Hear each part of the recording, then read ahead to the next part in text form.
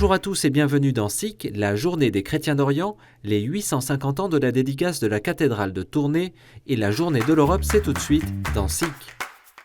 L'espoir, c'est que ces chrétiens d'Orient puissent accomplir leur mission d'église au service des peuples de l'Orient. Vous voyez, il ne s'agit pas simplement de soutenir des communautés qui vivraient dans des ghettos.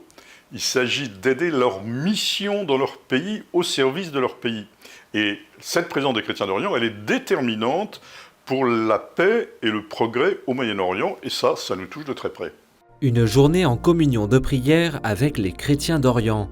Pour la 4e année consécutive, s'est tenue ce dimanche 9 mai, la journée des chrétiens d'Orient. Une journée de prière et de rencontres partout dans le monde, organisée par l'association L'Œuvre d'Orient, qui accompagne les chrétiens dans 23 pays. Un temps de communion où les chrétiens en France sont invités à prier pour leurs frères en Orient et réciproquement où les chrétiens d'Orient prient pour la France. Le 9 mai 1171, en Belgique, avait lieu la dédicace de la cathédrale de Tournai, c'est-à-dire la consécration solennelle de l'édifice religieux comme lieu de culte et de prière. Hier, le 100e évêque de Tournai, Monseigneur Guy Arpigny, a pu célébrer la messe des 850 ans de cette dédicace. Avec l'assouplissement des restrictions sanitaires entrées en vigueur la veille, une quinzaine de personnes ont assisté à la messe à l'intérieur de l'édifice et une cinquantaine à l'extérieur, via un écran géant.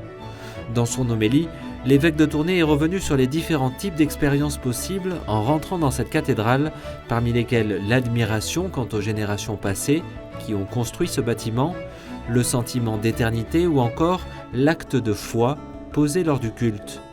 Une réinhumation de 2 évêques de Tournai du XIe siècle, Baudouin Ier et Radbot II, s'est déroulée après la messe. Leurs tombes avaient été découvertes lors des fouilles de la cathédrale, respectivement en 2006 et 2007. Le 9 mai, journée de l'Europe, le Vatican célèbre cette année 50 ans de relations avec l'Union européenne. Pour cet anniversaire, un itinéraire spirituel et religieux est organisé à Rome jusqu'au 27 juin. Au départ de la basilique Saint-Jean de Latran, un voyage est proposé à travers plusieurs églises de Rome, représentant chacune un pays membre de l'Union européenne. Pour la France, c'est Saint-Louis des Français, et pour la Belgique, Saint-Julien des Flamands, qui accueilleront les visiteurs. Des relations entre le Vatican et l'Europe qui continueront à être développées par Monseigneur Aldo Giordano, le nouveau nonce apostolique auprès de l'Union européenne, qui a été nommé ce samedi 8 mai. Ancien secrétaire général du Conseil des conférences épiscopales européennes et observateur permanent du Saint-Siège au Conseil de l'Europe, il est un fin connaisseur de la diplomatie européenne. Par ailleurs, le 8 mai, le mouvement Ensemble pour l'Europe, un réseau de mouvements chrétiens européens, a organisé en Belgique une rencontre autour du thème « Unité et réconciliation », réunissant notamment Monseigneur Jean-Pierre Delville, évêque de Liège, et Cindy Franssen, parlementaire européenne belge.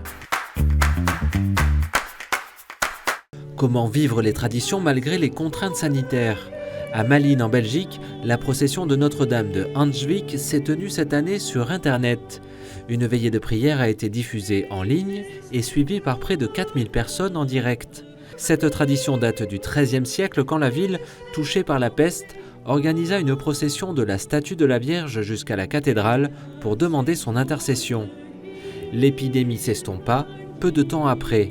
Depuis, les fidèles organisent chaque année une procession le dimanche précédant l'Ascension. La prochaine édition aura lieu le 22 mai 2022.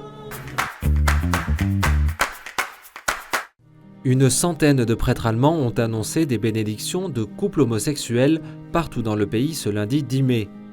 Ils ont voulu manifester leur désaccord avec la Congrégation pour la doctrine de la foi. Le 15 mars dernier, elle rappelait dans une note que les bénédictions des unions de personnes de même sexe n'étaient pas licites, notamment pour éviter une confusion avec le sacrement de mariage. S'il a critiqué la note, le président de la conférence épiscopale allemande, Monseigneur George Batzing, désapprouve ces cérémonies. Les bénédictions ne peuvent être instrumentalisées pour des manifestations politiques ni pour des actions de protestation.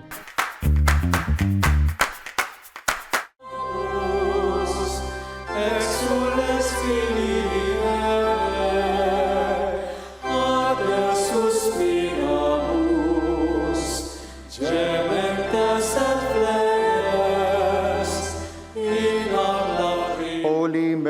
Mother of God, pray for us sinners now and at the hour of our death. Amen. Todos peregrinamos a tu santuario, te llenamos de flores con el rosario. La, la, la, la, la, la, la, la. Santa María, Madre de Dios, ruega por nosotros pecadores, ahora y en la hora de nuestra muerte. Amén. Nella semplicità di Nazaret, donando al mondo la salvezza. Santa Maria, Madre Dio, prega per noi peccatori, adesso e nell'ora della